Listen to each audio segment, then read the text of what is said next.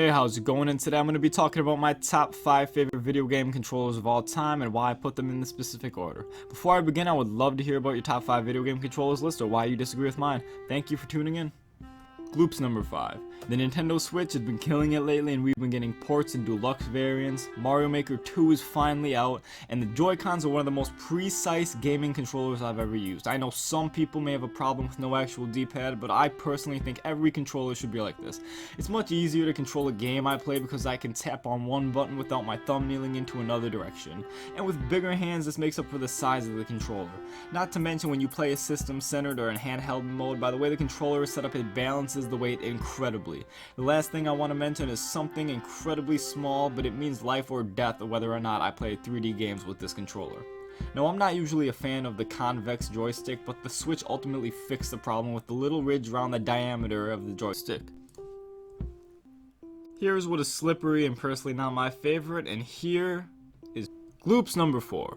Now, I'm not trying to dominate this list with Nintendo, but the Wii controller single-handedly, well, the nunchucks improved the game tremendously, so I guess the reason I fell in love with the Wii controller was the add-ons. Want to play a platformer? No problem, just turn it sideways, then turn it back when you switch to tennis. Mario Galaxy? No problem, just plug in a joystick that includes buttons and you're all set. Or how about that time Nintendo added virtual consoles on the Wii and gave us the controllers we could plug into controllers? Can you think of another console where you can take a wireless controller and use it as a router to use a controller that suits your Zombies Ate My Neighbors game better? I cannot. Not to mention, Mario Galaxy is the only motion control Nintendo game I actually like. It utilizes motion control in a simple way and the controller is comfortable to hold. It has many skins you can slip on which don't really affect the gameplay, but were a nice touch. All that matters to me is the controller is fun and easy to use, and that's what Nintendo attempted. Gloop's number 3. It's 1999 and 2 years from Sega dropping out of the console market forever, or at least until this very day. For a company that would no longer have a spot in major gaming markets, they produce one of the most comfortable controllers that I've ever used. Its only downfall is it's missing an analog stick, and it even had room for it. But for the most part is the weight the VMUs and rumble packs serve as an excellent example of everything right to do with a gaming controller. Playing games has never been like this, comfortable and natural. Now compared to other controllers, it does feel a little cheap, but the gameplay certainly makes up for it. Gloop's number 2. In 2002, the last N64 game came out for the system, but a year before, the GameCube was released. The triggers were perfect for almost every game, utilizing the sensitivity and mechanics. For example, if you wanted to run and spray in Mario Sunshine, gently tap the trigger, and then hard press if you want to stop and aim. Alongside of so, I can't say there has been many controllers like this. Everything feels natural and you won't have to move your fingers far to reach the buttons. It's one of those Nintendo instances where the game perfectly utilizes the controller and makes the experience a wider source of happiness. And with that being said, I need to go on to Gloop's honorable mentions. Before I can cap this list off, I would like to give some explanations on why I didn't choose some controllers over the ones I did.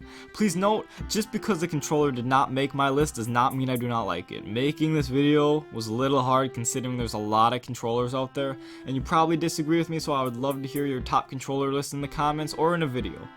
The DualShocks.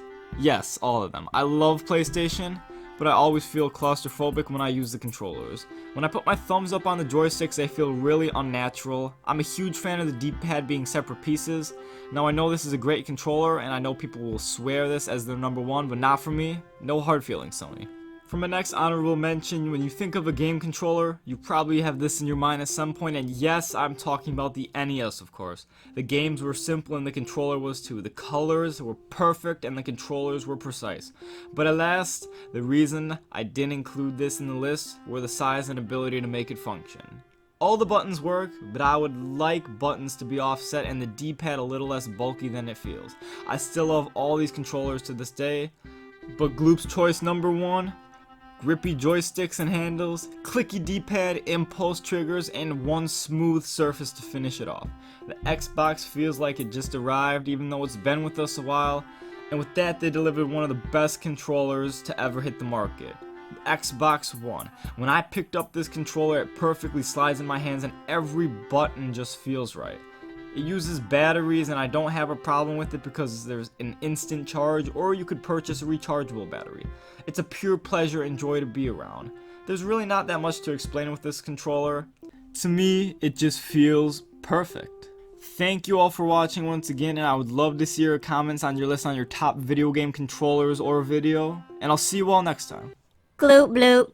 2002, the last N64 came out for the okay, one more time. 2002, the last N64 came out, come on.